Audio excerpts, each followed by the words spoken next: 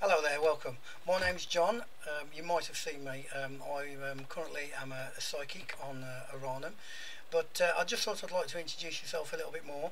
I do belong to a UK paranormal investigating team, as you can see here, called the Fifth Dimension UK, and I'm also obviously a paranormal investigator with them. And I'd just like to share one of my experiences that I had while doing an investigation with these guys. Basically, I went to a location. I can't disclose the location because of it's a working hospital, but it was a hospital, and went there. We started our investigation at approximately midnight. From the very first off, we walked into the hospital.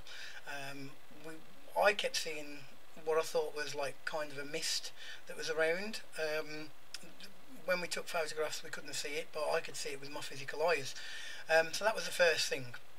Anyway, a bit later on we got EMF meters and that sort of thing. So a little bit later on we went into one of the patient rooms, all electronic key coded, no physical keys or anything like that. Three of us in the building, no one else in the building whatsoever.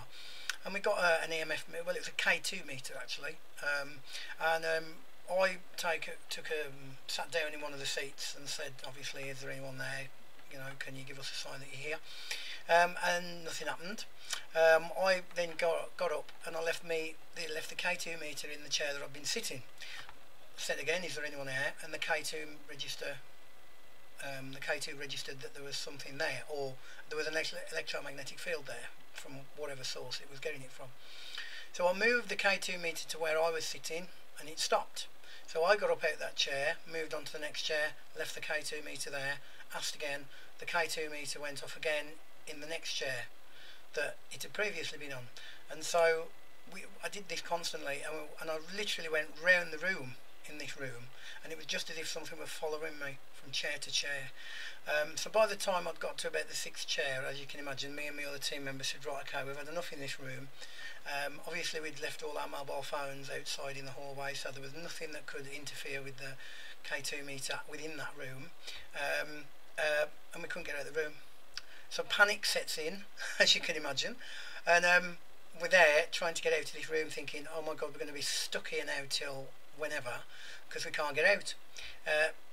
20 minutes later we're all saying, come on, get out. The door clicks and it just opens on its own. So obviously we managed to get out. So I've just got to set the scene for you. So we're now in the foyer of the hospital, and you can imagine a big black corridor that goes into nothing, and all the while down the corridor we are convinced that we can hear doors slamming, and it's just as if doors are slamming and whatever it is coming closer and closer and closer and closer, and we're shining torches down there and there's nothing there, but we can continually hear these doors banging. So we decide to go up onto the second floor.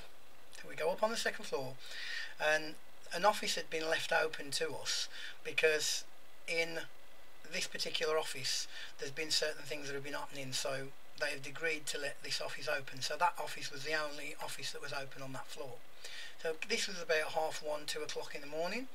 We go into the office, we're asking, is anyone there, etc, etc, and I ask if there's anyone there, and immediately every phone in that particular office lights up, and on the digital screen it has, you have a message. So we're there picking up the phones up to see if we can get a message. Obviously we cannot get a message, there's no message that we can get.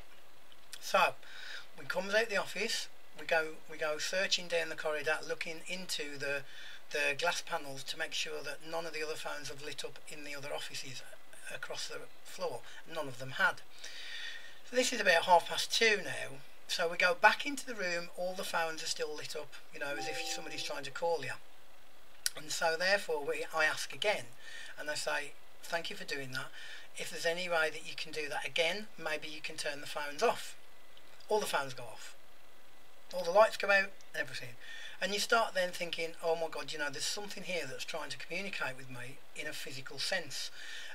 We go through the whole system as if it's somebody playing a prank on us, is it somebody calling, but then you go into the realms of, well, if it's somebody calling, they've got to call this number with this extension number at exactly the same time for all the phones to light up Is it a technical fault? We couldn't find any technical faults ourselves. We asked later on in the daytime if there was any technical problems. There wasn't. So anyway, so we then go up onto the top floor, and we're on the top floor, and not all the offices are shut, so we're just on the top floor. And we can still all the time hear banging and doors shutting, etc., etc. So we're on the top floor, and we're saying, is anyone there? Nothing. Then all of a sudden we hear what we think is someone knocking on the door of the office. So obviously we can't actually see or get into the office, but what we can do is just to the side of the door there's a little glass panel that we can look into and look down all the computers, right? And all the computers are in, like, gone to bed, standby, right? So we ask again if anyone's there, and again we hear what we think is like a knock on the door. We look into this little panel, and all the computers have lit up in the room, just as if somebody's gone down every computer, moved the mouse, and they've become active. So by this time it was getting on for maybe 3:30, 4 o'clock, maybe 4:30. So I said, right, okay, we've had enough. We know there's something going on here. Let's, call the investigation to a close. Let's go back, see if we can review any footage, see what we can get. So we're downstairs, and we are actually packing up to get away, and I have left the dictaphone running all night, and I just say, as a last effort and as a last thing, is there anyone there? And basically someone breathes in my ear. Okay, now I've actually got the EVP of this, and I'm going to play it to you now. So this is the actual footage before anything else has been taken out or anything like that. So listen to this carefully, and you'll hear me discussing what I've just heard. Okay, so listen to this.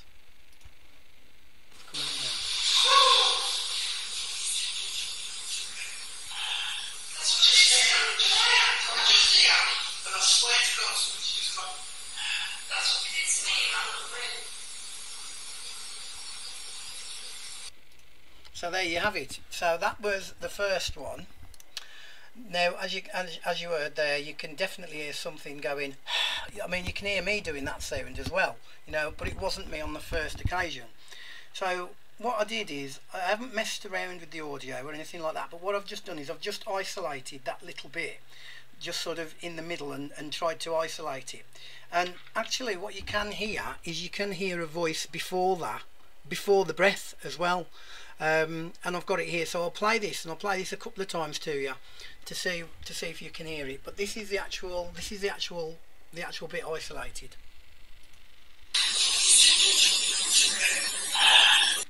So as you can hear something before that. I'll play it again, and one more time. So there you have it. So I still don't know what that is. I'm still open to, I mean, it could have been anything. But all I know is that place really had quite a... I don't get normally scared, obviously, because I've been doing this since I was 14. I've been a spiritualist since I was 14. But that place did actually quite really sort of freak me out, because it was just one thing constant, one thing after another, after another, after another. And it was just one of them things that was really, by the end of the night you'd had enough and you just wanted to go home. And even when we come out the building and we looked up, we could still hear what we thought were like doors slamming inside the building. And a little bit of the history of the building is that there was actually a murder on the site that the hospital has built, and I think the doors slamming was the man that was running after his wife when he murdered her through the house, and I think that's what we could hear. It was her panicking, running through the doors to either get away from him, or perhaps he was getting away from her. I don't know, but yeah, it was certainly one of the most scariest places I've actually been to in a long time. But if you'd like to know more, or if you'd like to come and chat to me more on Aranum, you can do. My name's Jonmoss2000. You can look for me on Aranum, which is www.aranum.com, and you can find me there. So feel free to come into free chat Ask me anything about my experiences, ask about paranormal activity, or indeed if you want a reading, you can also get a reading from me. So I hope you've enjoyed this little bit of a story, guys. You know, you can do a search. As I said, you'll find me on a random most days. You know, but all as I say is happy ghost hunting, and let's hope we can all have a good 2013. Alright, bye bye.